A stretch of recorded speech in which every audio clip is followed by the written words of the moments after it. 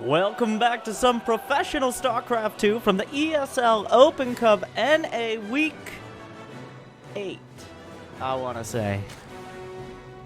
But so many amazing games every single week, and we've got another set of them in the bottom right. One of the best Zerg Hex players in the entire world, trying to transition those skills all the way over to playing Zerg in multiplayer. It is Scarlet from Team Newbie. And in the top left, the American meme lord and Terran player, but I repeat myself, from Infinity Gaming Future.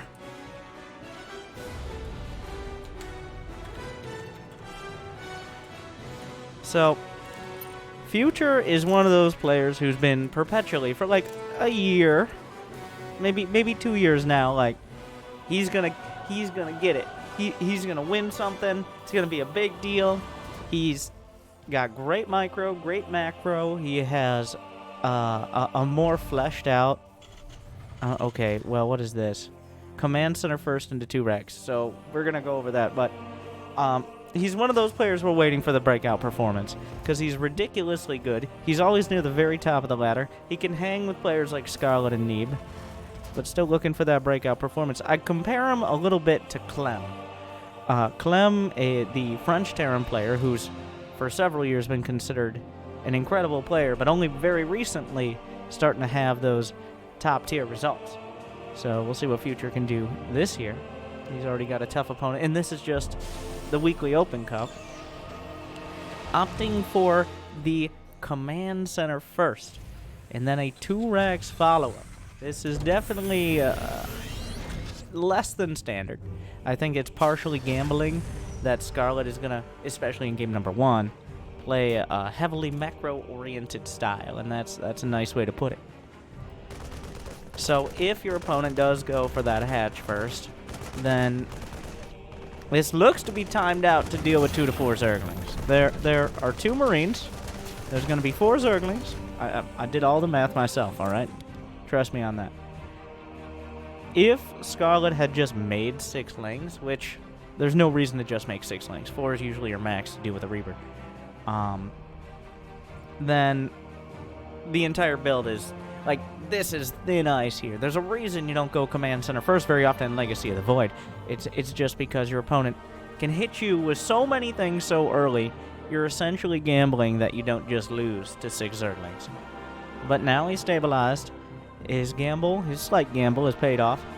And where does he go with the Command Center first? Obviously, going into heavy bio units is pretty low-hanging fruit. You have access to a lot more minerals early on with 2 mules. And, well, a quicker 2 mules. And it's going to be a 2 medevac follow-up. It looks like it's going to be just slightly later than if he had gone 1 Rax expand. He's going to have a much stronger economy behind it. And Scarlet, doing as Scarlet does, just drones and creep tumors and almost nothing else across the board. And why would you be adding anything else? You see it's going to be bio early on. So you know you have at least until about 4.5 minutes before you really have to commit to unit production. The danger of this timing attack out of Future is not the early pressure like most other Terran builds, but instead, if you don't quite have enough to defend, like if you're just a little short on the unit count in the Queens, those Stim Marines will be tearing through you, and it's almost unrecoverable if that first attack does real damage. But of course, Zerg players are very well versed in dealing with the 2 medevac pressure. They've been doing it for over half the time that Raynor has been alive. And I've used that analogy a large amount of times in the last few weeks here, but it's still ridiculous. These damn kids and their 500 APM micro. Speaking of which, Future I believe is 17 or 18 right now, so not a old geezer himself.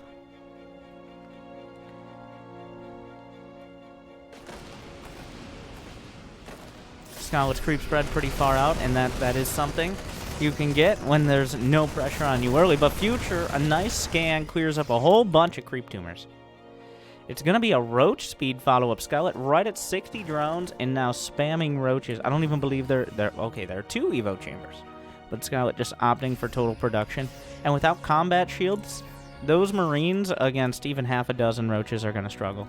Usually you'll see a Ling Bane or just Queen Ling Bane counter here to any sort of bio-medevac pressure, but Scarlet opting for the more brute force approach. Once again, inspired by Zerg hacks, obviously. Roaches, Queens, Lings, just an overwhelming force leveraged off this higher economy.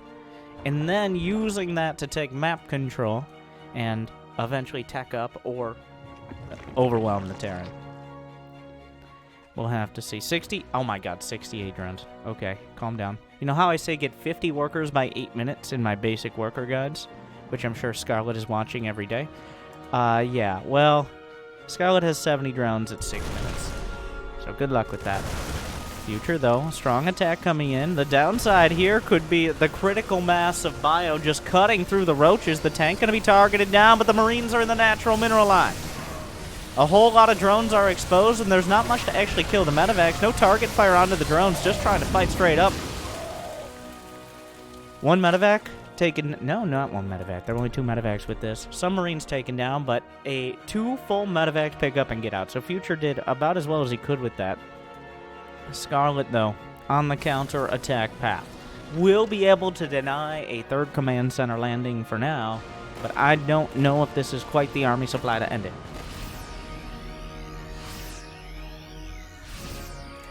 Double drop at the back. Either Scarlet saw the medevacs come back, might have been... Well, you can't get behind on dealing with the medevacs. When you have a unit composition that doesn't have any built-in anti-air, those drops can really start hurting. Just 2 medevacs, untouched for 10 seconds, can kill a hatchery and all the drones. And there's nothing you can really do to stop it. You just gotta box it out with roaches. Infestation pit on the way. This is like... Honestly, we haven't really seen this style of Zerg for a couple years now. There was a while when, especially fungal growth, it used to immobilize as opposed to significantly slow units, which means you could fungal and then corrosive bile, and the Terran just had to sit there and watch in agony as those corrosive biles landed. But since the Infestor no longer able to keep those medevacs directly in place, corrosive bile becomes a much less reliable tool for basic anti-air. But Scarlet just using that economy.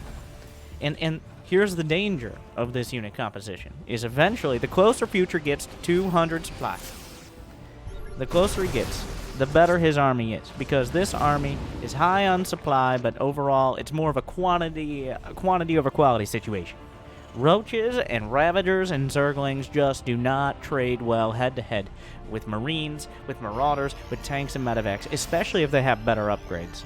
You need to have overwhelming force and apply it with extreme prejudice. Otherwise, the Terran player will win the war of attrition. Baneling speed just now on the way, but the Hive will finish before Baneling speed, so really jumping up that tech tree. Not even 9 minutes yet, and the Hive's nearly done. Triple drop into the natural. I don't know if there's Overlord speed to spread Ovies, no. But this drop going to pull Scarlet out of position, but she's already got plenty of units at the front. Well, the drop, losing some more units than I think Future would have wanted to there. Overall, though, not losing any medevacs, and the medevacs are the key force multipliers. 3 Vipers on the way. Viper's the choice. Parasitic Bomb for medevacs, Blinding Cloud in general, Abduct for some basic felonies.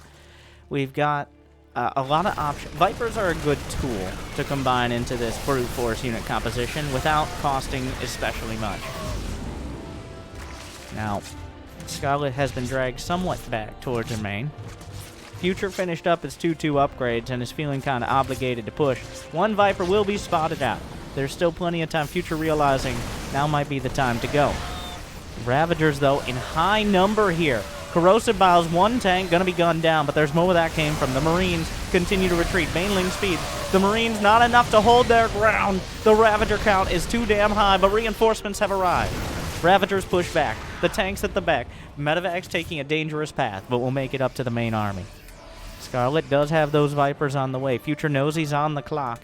Scarlet not a huge drone count, but once the Vipers start working into the play and Scarlet still maintaining 4 to 5 bases, it's going to be more and more difficult. That's a lot of tanks here for Future. He needs a good spread. He needs to deny creep as much as possible. Here come the Vipers. No parasitic bomb. One Viper targeted down. A single blinding cloud. Banelings trickling through. More blinding clouds hit a couple of the tanks. Banelings close the distance. Ravagers overwhelm on the ground, and the Queen's in support. More than enough. Scarlet clears the field for now. Future will get out with some of the tanks and Marines, but barely a controlled retreat. More of a rout. Those Vipers not getting the best blinding clouds, and a couple going down as well, but it doesn't matter, because it only takes a little bit, and the siege line is broken. Scarlet with the quantity over, well, adding in a little bit of quality, but what are those? Ultralisks in the production tab. Chitinous plating and +2, +3 on the way. Future will have one more window. One more window of attack with a max out and +3, +3 before Scarlet is able to get comparable upgrades. But Scarlet, she can lose a fight as long as she trades, and then retreat, and then do it all again. Lings and Banelings trying to close the distance. Still on creep. High ground vision provided by Medivacs. More corrosive biles, but a concave of tanks makes things difficult. More Lings. Ultras are now out. Those are full energy Vipers right there. Another Medivac goes down. Adrenal gland Zerglings will clean up the survivors. Spire is on the way. The last piece of... Oh! The tanks are the only unit you don't want to leave behind. A Viper whips out a parasitic bomb. There are a few badly bruised Medivacs. Future micros it away, but every Medivac in yellow colors. The Banelings trying to come up a ramp. Beautiful blinding cloud catching most of the tanks. One Ultra in front will lead the charge. Future is pushed back. He's got the 3-3 done. Chitinous plating was done as well. The Liberator taking some shots. Gunned down by corrosive bile. Future making a stand at the third. There's not enough splash damage.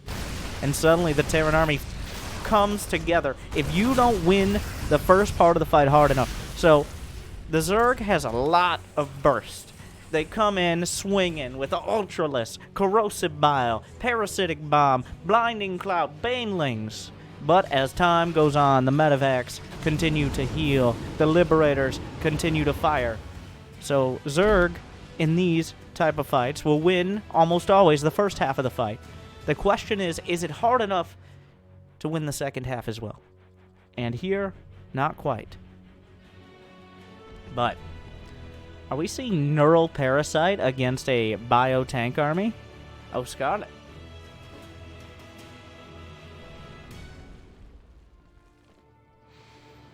No parasites on the way. Now, don't get too excited. No infestors yet. Just putting it on the table.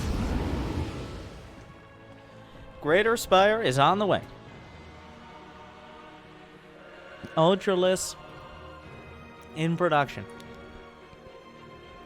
4 Ghosts. Future looking at that next level of tech. I'm happy to actually see it.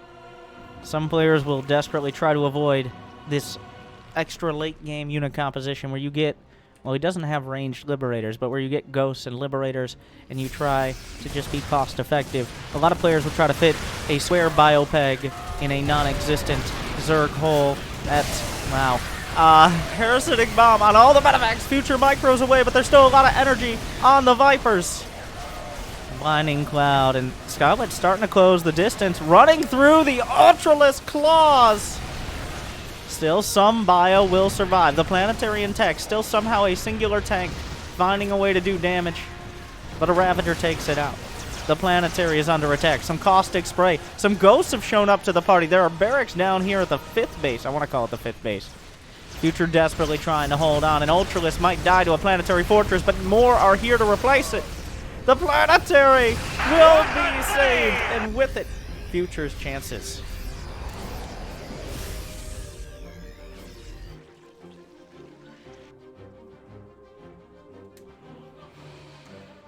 How many times have we seen Zerg players die upon the hill of a Planetary Fortress? Not just Zerg, every player. Scarlet thought she could just break through. But Future holds on with the clutch repair by the boys. A few ghosts coming in with snipes at the right time. Now, you might be like, well, Starlet made a mistake there. Maybe. But can I draw your eyes for the very first time for most of you to the mini-map? The creep spread is over about 70% of the map. Future has to scan outside of his natural just to get some of the creep off his front lawn. A nuclear missile on the way. Not desperation, but instead one of the actual best strategies for both potentially doing damage and distracting a Zerg army so you can get a favorable engagement. But Broodlords have arrived. A nuclear missile is launched. Wait, does Scarlet see the dot? Yes. Alright.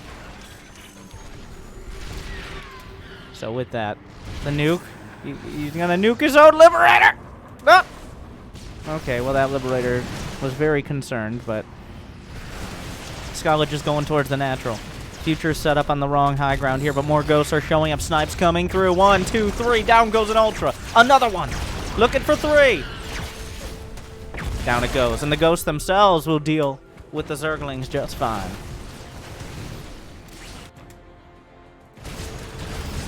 A Liberator is pulled. Scarlet begins the siege. Not a huge bank. And oh, Future, the ghosts! They cloak! There are 6 Overseers pointing them out, though. Oh, they yank! Misclicked on an Overseer, but still good enough. The Planetary will be repaired at the last second. Oh, wait, or will it? The SCVs! Oh, no! 19 SCVs going down, but Future has sent his entire army across the map. Is this the play? There's a whole lot of Banelings. Here comes an Ultra. There's a lot of targets here. The Banelings are dangerous. Getting on the ramp. This smells desperate. Even though he killed the natural. I don't know what other tech buildings he got. Future desperately trying. Oh my god, the creep spread is reapplied at the front. Future. It reeks of desperation. A doom drop in the back, doing damage, but sacrificing the vast majority of his army. I don't think he killed any key tech structures, and the hive is in the main, so. Scarlet's at 69 workers, which is a nice number to be at when you have this many bases and want to concentrate on a strong late-game army. A desperation nuke. The Planetary is fallen. The main base is still an option. The nuke will remove 2 creep tumors. Cost efficiency at its finest. Now Scarlet, not maxed out. The drop slowed things down for sure, but Scarlet should be able to recover more quickly than Future. Though, not sure if it's the case. Mules are quite a thing. Future actually has more mineral income at the moment until he runs out of minerals, which mules will help him do more quickly. Scarlet has to spend some time rebuilding, and that means Future gains energy on Ghost, has built up a solid Viking count. What is the ship weapons? No ship weapons, but working on +2 mech armor. Are there any air attacks? There's +1 air attack with +2 on the way for Scarlet. Overall, Scarlet still has map control, still has a difficult unit composition to deal with. But Future, okay, I criticized the drop, but the drop has kept this game intact for Future. There's still a very real chance that he takes the winning fight. And I know, who knows, maybe lands a nuke. That Ghost surviving a whole lot in order to get here. The Broodlords will begin the attack. I don't know if Scarlet realized that nuclear missile is there. Oh, the Yanks! The Liberators, most of them pulled out of the fray! More Fungals! Banelings rolling in, and the Broodlings raining down. But the Viking count is too damn high. 20 drones were killed by that nuke. And wait a second. Is there the air superiority? Oh no, the parasitic bomb's doing a lot of damage. Future moving out of it. Most of those Vikings badly bruised, but there's next to no anti-air. Eventually, the Broodlords will be taken out. The nuke killed 20 drones. Another nuke started and then immediately left. Or immediately the ghost was killed, not left. I don't even know what that means. All these badly bruised air units are still very capable of fighting, and that's what's important. Unfortunately, Future has precious little on the ground. The supplies are plummeting for both sides. Scarlet, well, Future's almost out of mineral income. He's lost 37 SCVs. He's down to 23 and barely any mineral patches with It's the trailer! It's the Legacy of the Void trailer! The Vikings are fighting at Ultralisk! Not the most cost-effective situation! And guess what happened in the trailer as well? The Zerg able to roll through, but not very cleanly. Scarlet choosing a brawling unit composition, and everybody's bloody before the game is over. Future holding his own, but Scarlet holding the lead. 1-0.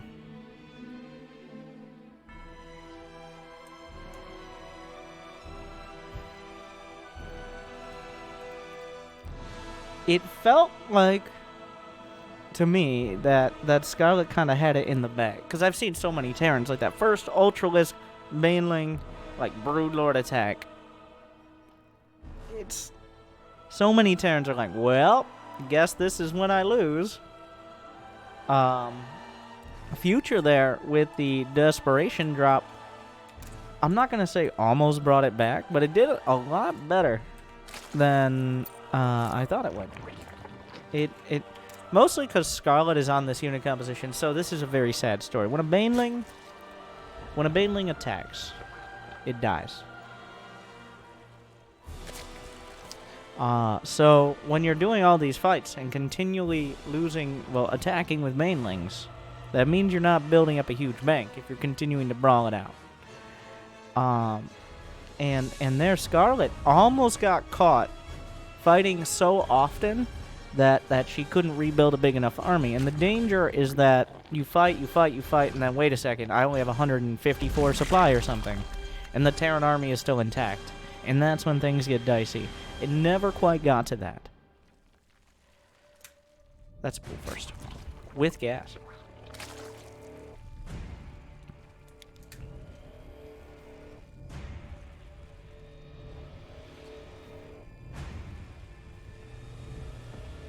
Is this a Zergling Speed CC cancel build? I mean, will Future SCV Scout. So, the entire early to mid game will be defined by whether Future SCV Scouts. Because this build, if you don't SCV Scout and you just send a Reaper out, which he's not doing, by the way, he's just skipping the Reaper entirely.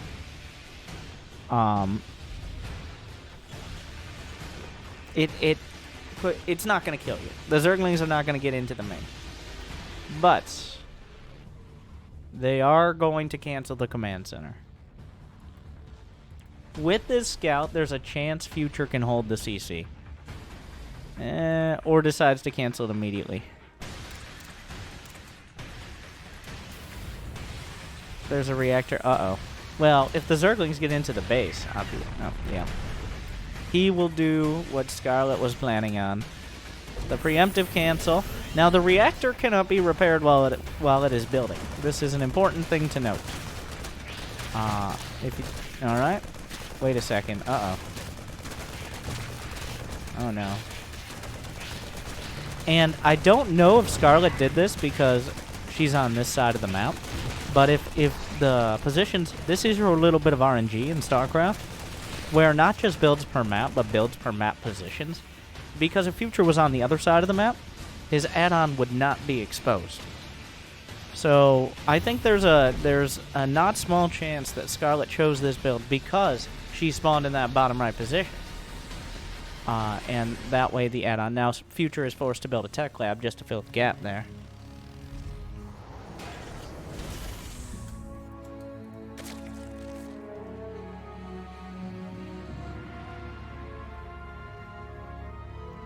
Overall, now, that costs a lot for Zerg to do. It always feels like a lot of people are misled by aggression equaling advantage. Like, that Beetling bus killed 28 SCVs. It's like, well, they had 17 drones to do that. And there's still 14 SCVs and 2 mules. So therefore, the Terran is actually ahead. And, oh yeah, we have the live commentary. Scarlet says, yes, it is map position dependent. And now I look smart to everyone. Thank you, Scarlet. Always looking for an opportunity for that.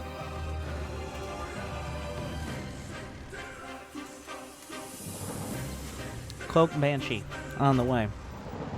I've been seeing this. I don't know if it's that Zergs have decided they don't want to deal with battlecruisers, so just try to kill Terrans who go battlecruiser, or they suspect of going battlecruiser. But Cloak Banshee and just Banshee openers in general with the 111 have made a comeback.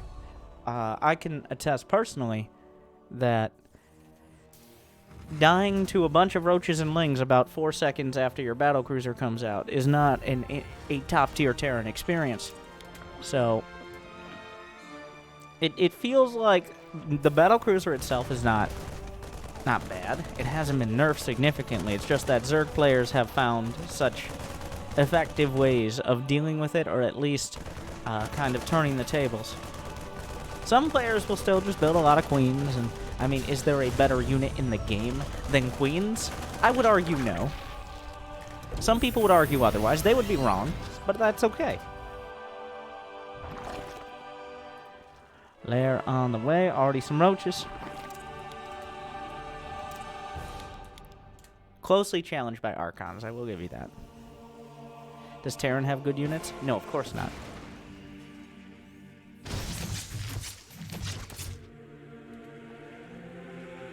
Banshee coming in. Spore Crawler in a nice spot. Future needs... So, with this, the worker count, like the timing and the tempo of the worker production for Zerg is off. From how it... Well, usually it'd be just like drones, queens, drones. But here you do have to fend off the 111, any form of aggression. Whether it's Hellions, Banshee... maybe battlecruiser or something along those lines.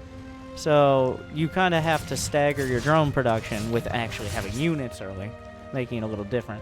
Now, this is the trade-off here is that Future has no hope of actually doing a push for quite a while here. He's building tanks, he's building medevacs, but those medevacs and stim obviously are going to be significantly later than they were in the previous game. We'll see if he's able to get any sort of real damage. Scarlet has, in the past, had a tendency to maybe overmake drones by a margin, and that margin very large, and still survive but take damage for it. So if we're looking at like 75 drones and 12 roaches up against a solid 2-3 tank stim push, yeah, that's going to be dicey. You already look at the army supply here, but Scarlet building roaches. 66 drones, full 3 base saturation. It's just going to be the brute force style again.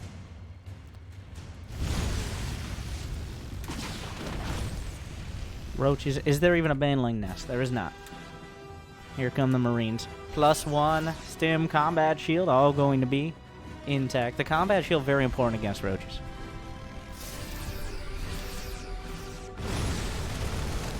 Future's just going for it, even throwing out a Venn Diascan here. Scarlet, a whole lot of roaches and Ravagers. No corrosive bile wave quite yet. Down goes the Banshee. Corrosive bile's on one tank, but the Marines are stimming forward. Scarlet just now catching up on army supply. The 1-1 is closing in, still about 20-30 seconds out. 2 tanks. The creep hasn't really receded because there are just too many Tumas. Future trying to get something done. He doesn't want to overextend, but the longer he stays here, the more he's overstaying his welcome. Suddenly Scarlet coming in from both sides, and Future, those medevacs are here. The Dunkirk of the Terran, forced into total retreat, will go back to his base. As the Roaches and Ravagers give chase. 1 high ground tank should be enough to help ward this off. Or will it? Well, okay, I don't know about this. Scarlet, oh, wow, okay. Now, ooh. Scarlet just shambling into the base, and now you see what happens if you don't have that critical mass in that position. Suddenly, Future cuts down all of the Roaches and Ravagers who had the audacity to come up a ramp in the siege tanks. Scarlet doing her best impression of every Platinum Zerg out there who... Well, there can't be that many siege tanks. Well...